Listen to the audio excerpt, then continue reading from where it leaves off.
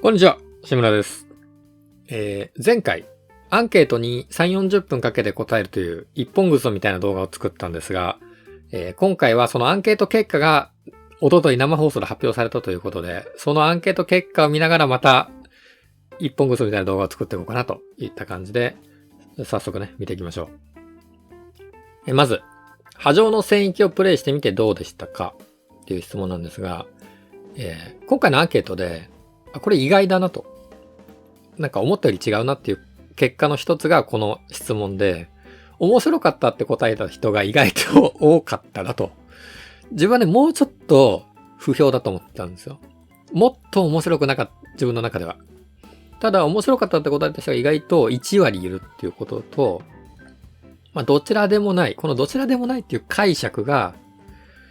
まあ、どちら判断する域にすら達してないどちらでもないなのか、その本当にどっちかわかんないのどちらでもないのかわかんないんですけど、思ったよりは、なんか受け入れてる人も多いのかなっていう感じですかね。もっと人気ないと思ってました、個人的には。この波状の線域は3周年で来た新コンテンツなんで、ちょっと期待してた部分も大きいと思うんですけど、まあもうちょっと改良してほしいなっていう感じですかね。で、それをどういうふうに改良してほしいのか、自由回答欄なんですが、ギルバトは休みにしてほしくなかった。アイテムありがたいが面白みはない。わかりづらい。練習モード実装してほしい。確かに練習モードがないと、ぶっつけ本番だからな。そう、なんか、波状の戦記遊んでいて思ったのは、これ別にさ、5対5のさ、ギルドバトルでもよくないと。なんか、どっかでね、5対5でも考慮してるみたいな話あったと思うんですけど、これ、運営が用意したなんか敵じゃなくて、5対5でもいいんじゃないかなっていうのはちょっと感じたとこではありますね。陣取り合戦とか、まあちょっとね、めんどくさいっていう気持ちはわかるんですけどね。ただ、そう、ステータスも見えないし、ポイントもわかりにくいし、まあ改良する面はかなり大きい、たくさんあるのかなっていう気がするんで、個人的にはこの波状の聖域っていうコンテンツを楽しみにするというよりは、どれだけ運営が方向修正してくるかっていうの、その手腕をちょっと見ることを楽しみにしようかなっていう感じですね。波状の聖域については。はい、次。ね、結構重要なトピックが続くんですが、無限強化について改善してほしい箇所や追加してほしい要素があれば教えてくださいと。ログボット化でアントラーがあると嬉しいですと。で、アントラー、スクロールを手に入りやすくしてほしいっていうね、この素材面と、あと、結構ね、意外だった。自分としては意外かな。140よりも120にしたいキャラの方が多いので、まだ手がつけられていないと。確かにそうなんですよね。自分は結構 PVP 寄りで楽しんでるんで、例えばまだレベル70ぐらいで120にもしてないっていうキャラがいたとするじゃないですか。まあいるんですけど、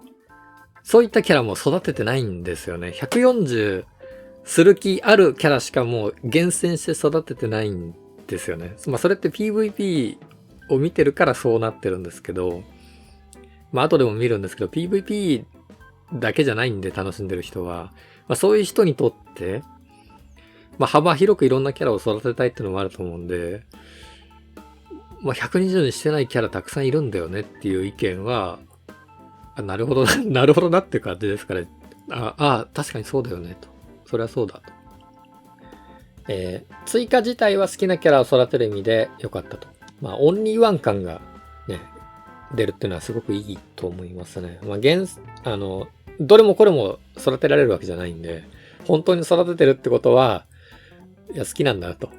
そのキャラ転生めっちゃしてるってことは、そんな好きなんですねと。あなただけですよ、転生してるのは、みたいなね。オンリーワン感は、やっぱ、大事だと思うかな。キャラゲーだよね。結局突き詰めると同じ性能のキャラになるのが少しもったいないかなと思いました。回避特化にしているや耐久特化にしているなど、人によってね、こうビルドの幅があった方が、まあ面白いっ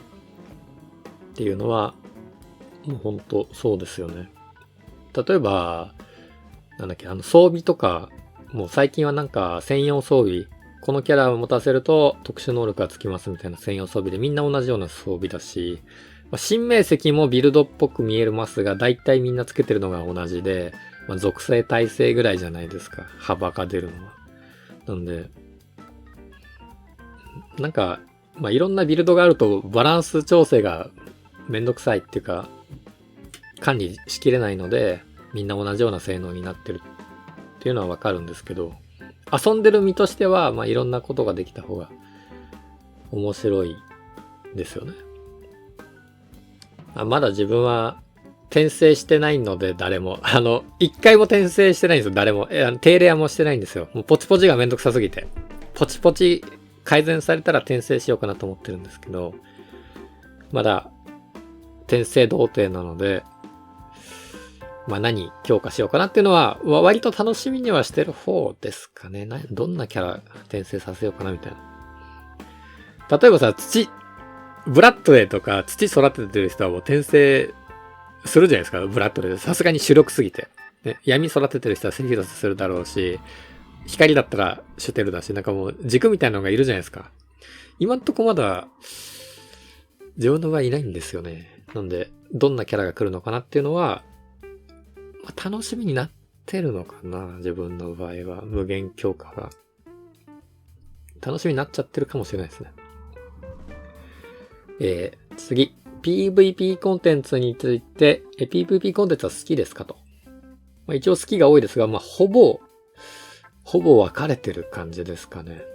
っていうか、どちらでもないどちらでもないが 45% もいるんですけど、どちらでもないってどういうことなんですかね。好きか。なんか今回のさ、アンケート全体的になんか、どっちでもないみたいな中立な意見が多かったイメージは確かにあるんですけど、どうなんだろう。好きか嫌いかってなんか、どっちかあるような気もするんですけどね。どっちでもないってどういうことなんだろうね。日本人的な感覚なんですかね。まあいいや。アリーナやマッチバトルなどどれくらいプレイしてるかを教えてください。自分は確かに頻繁にプレイしているがランキングは狙っていない。この層なんですけど、結構ね、中井さんが、ここが多かったの意外だとかって言ってたんですよね。結構多い気がするんですけどね。っていうか、頻繁にプレイしてるがランキングが狙ってないからそれなりにプレイしてる層。ここが大多数なのは納得ですかね。1日1戦だけやってる。以前ね、自分もアリーナはここ1日1戦だけだったんですよね。ただ、なんだっけ。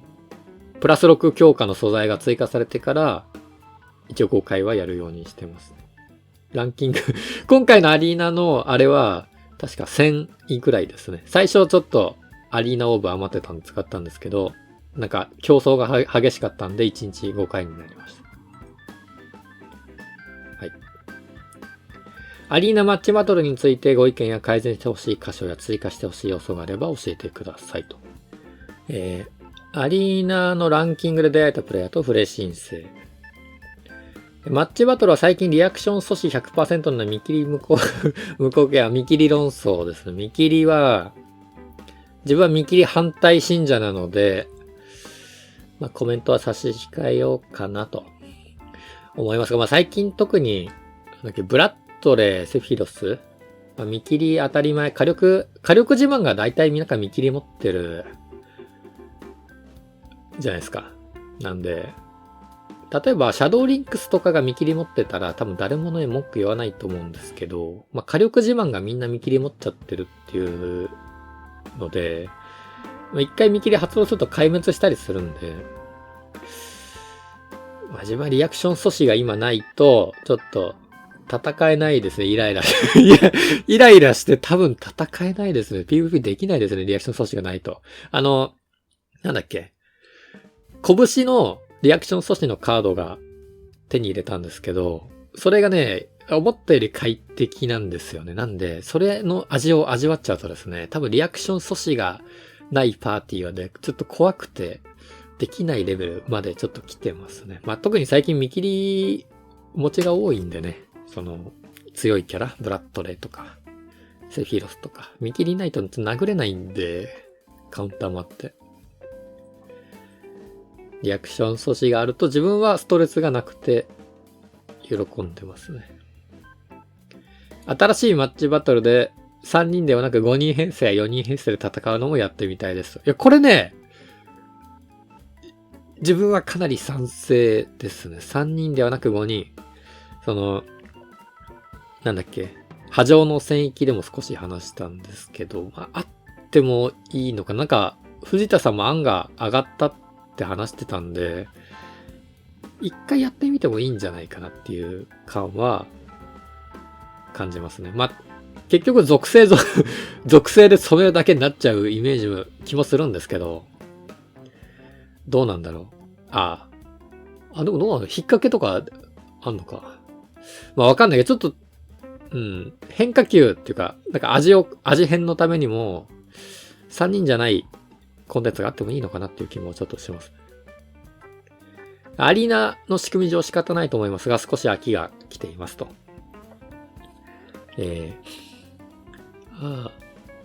なんか変化球が欲しいって感じですかね。まあ、確かに、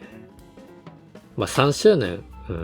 3年もやってたら飽きると思うんで、特にアリーナは、ギルドバトルとかと違って、基本的に相性のいい相手をただ殴るだけ。例えば、自分はアリーナ100、ね、3桁ぐらいの順位目指してるんですけど、今だったら風パ使って土パボコってるだけなんですよね。で、風で、しかも土しかいかないんで、土耐性持ってるし、ほぼ負けないんですよね。で、本当に作業なんですよね。で、その作業を3年続けてたらさすがに飽きが来るっていうのはわかるし、例えばクラスマッチみたいになんか違う意外なパーティーが飛んでくるとか、ギルドバトルみたいに裏に何がいるかわからないとかだったら、まだね、あれなんだけど、作業なんだよな、アリーナってな。ランキング一番上位の人たちはわからないですよ。行ったことないんでわかんないんですけど。自分が遊んでるフィールドは完全に作業なんですよね。なんでそこで飽きが来るっていうのはすごくわかるポイントですね。なんか変化球が欲しいと。なるほど。次。模擬戦をどれくらいプレイしてるか教えてくださいと。それなりにプレイしてるのが2割もいない。あれですね。模擬戦をやってるって人が3割いないと。2割ちょっとしかいない。ね、自分はそれなりにプレイしてるなんですが、とてつもない少数派だったということですね。で、7割ぐらいの人が模擬戦なんてやってないと。こんなもんなんですかね。いろんなアンケート、自分アンケート好きなんで、アンケート結果のいろんなスマホゲーとか見てきたんですけど、やっぱりエンドコンテンツ的なものをやってる人って本当に少ないんですよね。自分が思ってるより少ないんですよね。どのゲームでもそうでした。やっぱり一生懸命やってる人ってのはエンドコンテンツもガンガンやるんで声もでかいんですよね。なんで、あたかもそれが大多数派のように見えるんですけど、こういったアンケートを取ると、ほぼやってないと。なんかね、なんだっけな、レコードキーパーだっけかな、B かちょっと忘れちゃったんですけど、エンドコンテンツに対してすごい文句があるっていう場の雰囲気の中でアンケートを取った結果、そのエンドコンテンツやってる人は 10% くらいだったみたいなことがあって、そうなんだろうなと。本当にやっぱ声がでかいやつが大多数派の雰囲気を出してますが、ほぼその10倍ぐらいですね。何も言わずやってないやつが多いんだと。そういう感じなんだろうな。例えば YouTube とかでもさ、例えば新キャラ来た時に、このキャラの性能はどうとかってやっぱり言うわけじゃないですか。性能をやっぱ見るわけなんだと思うんですけど、っていうかそれぐらいしか喋ることがないと思うんですよね。ただ、7割ぐらいの人が、そういうのはあんま気にしないで、普通に好きなキャラ引いたりとか、コンプリートを目指したりとか、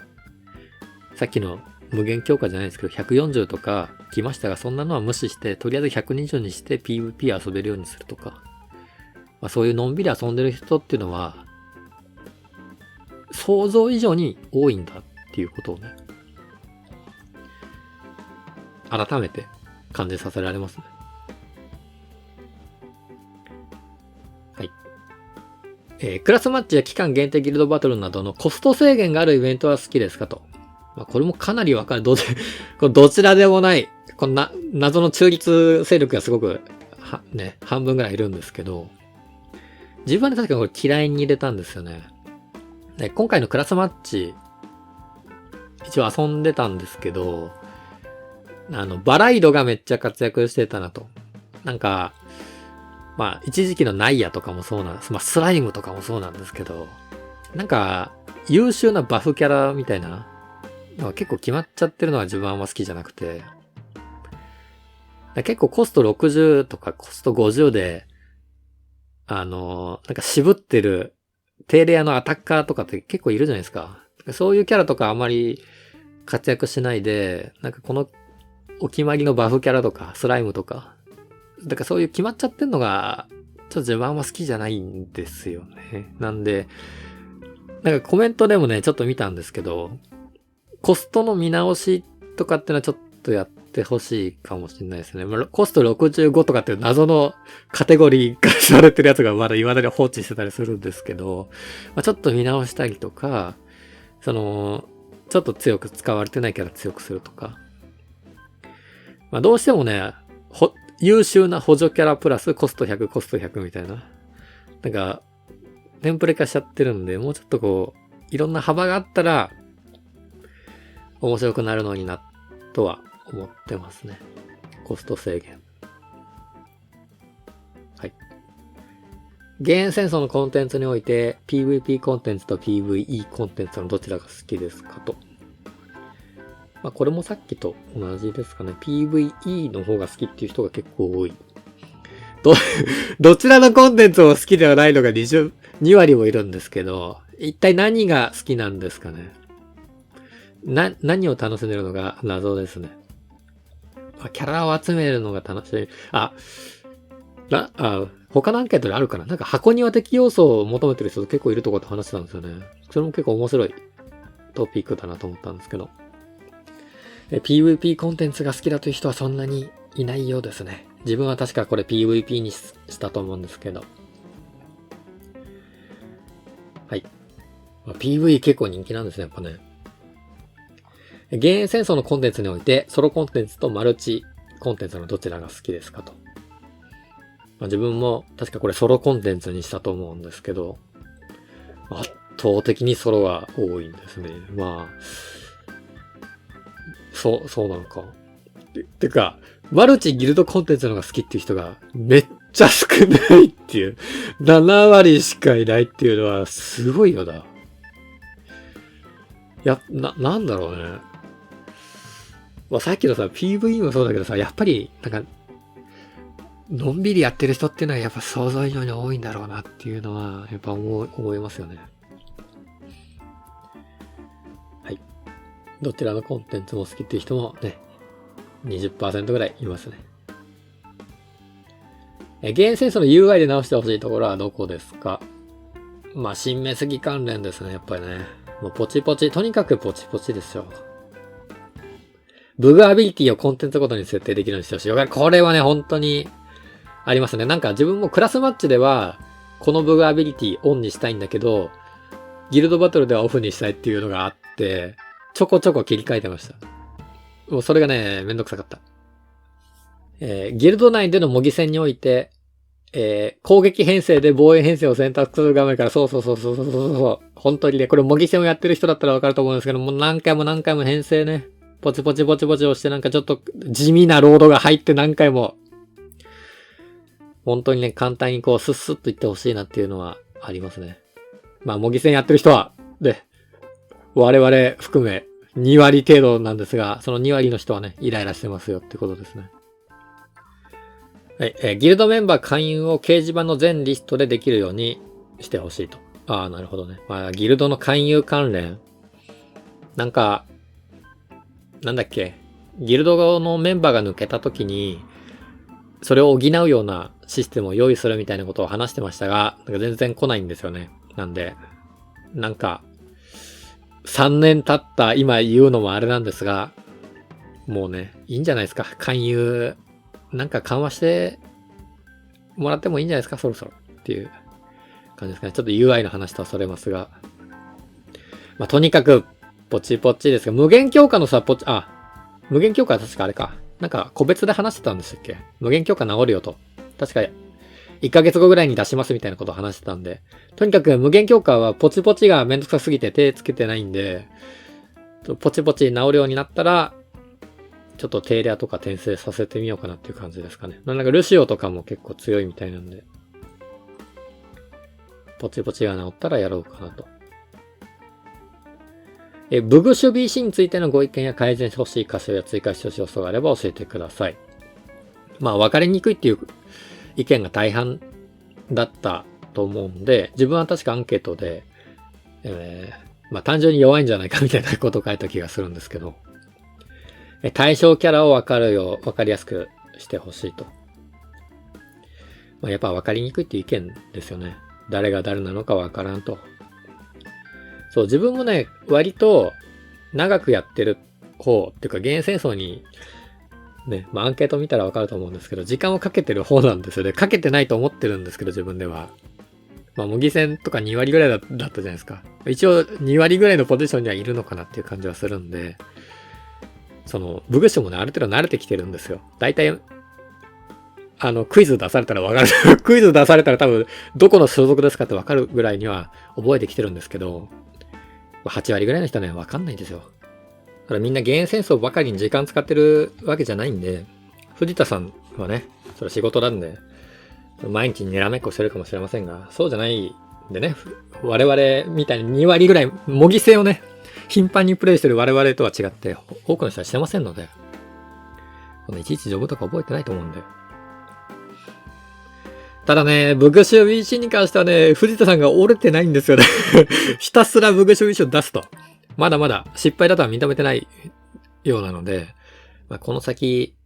ね、心が折れてない藤田さんがどこまで突っ走るのかっていうのを、楽しみにしてるんですけど、まあ、見ていきたいなと。まあ、そんな感じですかね、ブグシュ BC は。次。今後、現役戦争にどのような新規コンテンツが欲しいですか？タワー的な階層を進んでギミック、謎解き、ボスバトルなどを攻略していくコンテンツ。個人の城を作り何時間おきに知らない人などの城に攻めたりして、アイテムなどが植えたらですよ。この辺さ、自分アンケートでこんな感じの書いたんですよね。なんか防衛拠点を作って、その、リトルノアみたいに、誰かが攻めてきて、それを防ぐみたいなのをなんかノリで書いたんですけど、なんか、割とそういう人多かったのかわかんないですけど、箱庭的要素がどうとかって中井さん話してて、いや、どうなんだろうな。自分で書いといてなんなんですけど、箱庭要素かと思って、いや、自分ね結構好きなんですよね、そっち。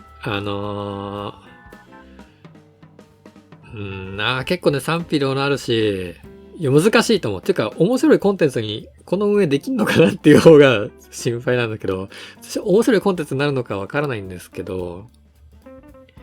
箱庭要素かと。結構ね、箱庭ゲー好きなんですよね、自分ね。その、現戦争、いや難しいな、すごく。マップを使ったギルドの対戦。同一ユニットを不可能にして3キャラぐらい選ばせての2のマップを防衛する。うん。防衛ね。城のマップいっぱいあるので甲状戦。なるほどね。まあ今はね、とりあえず適当なことみんな言ってると思うんで、真面目に考えてはいないと思うんですけど、パッと覚えついたら言ってるような感じだとは思うんですけど、どうなんだろうね。そのアリーナとかさ、クラスマッチとか、ギルドバトルもそうだけど、なんか、まあそれぞれさ、コンテンツ結構違うんだけど、やってること。まあ、他人から見たら同じようなもんじゃないですか。だって 3対3でさ、なんか同じような対戦してんなって感じだと思うんですけど、なんか全然違う感じのやつとか、なんか意外とみんな求めてるような雰囲気ちょっと出してなかったですか、中井さん。わかんないですけど。わかんないな。なんか、変なコンテンツ来てさ、なんだよこれみたいな、その、ゲームセンスと全く関係ないさ、ミニゲーム的なやつ来てさ、なんだこれみたいな動画来て、なんか、っていうのもなんかあれなんだけど、ちょっと楽しみにしてしまってる自分もいるな。なんかどういう、わかんない。どっちに転ぶのか。さっきもアリーナの話がちょっと出てたと思うんですけど、もう3年もやってある程度やっぱね、飽きっていうのはあると思うんですよね。その人それぞれ。あると思うんで、なんかまたギルドバトルとか、クラスマッチみたいな同じようなコンテンツが来るよりも、もう本当に別物の異世界から来たみたいなコンテンツが来ても、ワンチャンありなのではっていうのもちょっとあるんですよね。もしかしたらそれがめっちゃ面白いかもしれないじゃないですか。ごめん、ちょっと話長くなっちゃうんですけど、例えば、パワープロとかで、パワープロってその野球の試合があるじゃないですか。同じような試合をやるようなコンテンツじゃなくて、栄冠9みたいなさ、なんか急に、なんか今までと違うような変化球が来て、それが逆に面白くなってメインコンテンツになっちゃうみたいな、そういうのはあるじゃないですか。そういうのちょっとワンチャン期待してしまってる自分もいるんですよね。なんかあんま余計なこと言ってなんか期待してさ、しょうもないものができちゃったら困るんで、あんまり期待しないようにしたいんですけど、ちょっとね、3年もやってちょっとマンネリ感も出てきてると思うんで、ここらで一発なんかさ、ラーメン屋がいきなりカレー出すみたいなのもほんのちょっと期待してしまってる自分もちょっといますね。次。ゲー戦争のメインストーリーは分かりやすいですかと。分かりやすい、やや分かりやすいが6割ぐらいですかね。どうなんだろうね。なんかメインストーリーさ、俺の記憶だと評判悪かった記憶があるんですよ、ゲー戦争のストーリーって。なんかね、あんまり、なんだこれみたいな。なんだこれみたいな。意外とみんな期待してるんだなっていうのと、なんかメインストーリーだけはいいみたいな、味噌汁さんがなんかコメント取り上げてましたが、あれ今そういう風潮なのみたいな。ちょっと感じましたけど、メインストーリーメインコンテンツになってるんですか、ゲー戦争のみたいな。ゲー戦争のメインストーリーの更新頻度についてどう感じますかと。なんか、自分はこれ、ちょうどいいに答えたんですけど、なんかちょっとストーリーのペース落ちてるんですか？あんまり気にしたことなかったんですけど。なんかペースが落ちていて、ちょっと遅いなって感じてる人も多いっぽいんで、まあって感じですかね。メインストーリーを最新まで読んでいますか？読んでいますと。ほとんどの人が読んでますね。ゲーム戦争のストーリーイベントや季節イベントなどで、どのようなシナリオが見たいですか？世界観に合ったシリアスなものが多くの人が求めていると。自分ね、これギャグ要素があるものを求めてるに答えたんですけど、少数派だなと自分でもね、思ってました。アンケートで答えてね。ギャグ要素をゲーム戦争に求めてるようなやつはね、そんなにいないだろうと思ってましたが、やっぱそんなに求めてる人はいなそうですね。半々。どっちでもいいからイエスに答えとこうっていう人がいると思うんで、半分の人が拒否したってか、半分の人が拒否したって考えた方がいいかもしれないですね。ギャグ要素は求められてないんだなと。はい。最後ですかね。4年目のゲーム戦争に求めるものは何ですか？なんか今回のアンケートで、一つだけなんか言ってる意味がわかんないことがあって、中井さんの。なんか今回のこのリアルイベント、この質問の仕方だったら、このリアルイベントの数値が低くなるのはしょうがないんで、なんかこの数値の低さは認めてませんみたいな、なんかよくわかんないことを話してたんですけど、意味、どういうことなんですかね。よくわかんないんですけど、どうなんだろう。リアルイベントって好きな人は好きだと思うんですけど、興味ない人は興味ないと結構分かれるとこだと思うんで、全体的な数値で見れば低くなるのは当然なんで、5.3% だからといって、別にリアルイベントを諦めてるわけではないですよっていうことを言いたかったのかなってちょっと解釈したんですけど、ただリアルイベントよりもゲーム内のイベントの報酬を見直してほしいっていう人や、UI の解消を優先してほしいと。リアルイベントでなんか、ね、盛り上がってる暇があったらゲーム内のことをちゃんとしろよって思ってる人が多いっていう事実は変わらないと思うんで、そこは見てほしかったんですけどね。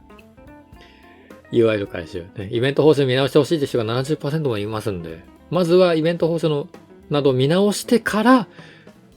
余った時間でリアルイベントをやるっていうのが、ね、そのアンケートに答えてるんじゃないかなっていう気はするんですけど。どうなんですかね。はい。とりあえず一通り見てきましたが、自分はアンケートの結果とか見るの好きなんで、生放送は結構楽しく見ていたんですが、どうなんかな。結構ね、コスト100連発の件とか、ちょっと触れてましたけど、あんまり答える気なさそうだったんで、その辺をね、聞きたかった人にとっては物足りなかったなといった感想かもしれませんが、多分、コスト100連発やめて、もっと育成しやすくしますとか、育てやすくしますみたいな方針転換することは、多分ないと思うんですよね、もうね、現世層運営って。なんで、個人的にはあんまり期待してないんですけど、楽しめる範囲では楽しめると思うんで、のんびり遊んでいこうかなっていう感じですかね。はい。ちょっと最後に、お知らせ的な、ギルドのね、メンバーがちょっと一人抜けてしまったので、一人募集しようかなと思ってます。なんかね、結構ギルドランキング今50位くらいなんですけど、なんかそんなガチなとこちょっと怖くてみたいな人、結構で聞かれるんですけど、全然ギルドランク50ぐらいそんなにガチじゃないんですよね。なんだっけ、タウロスさんだっけ、アリエス 1? とかそれぐらいだと思うんですけど、転生モリモリしてますみたいな人いないですし、たまにいるかもしれないですけど、ほぼいないし、いろんな人いるんですよね。いろんな属性の人もいるし、もちろん上手い人もいるし、無課金でなんかのんびりやってそうな人もいるし、程よい感じのランク帯だと、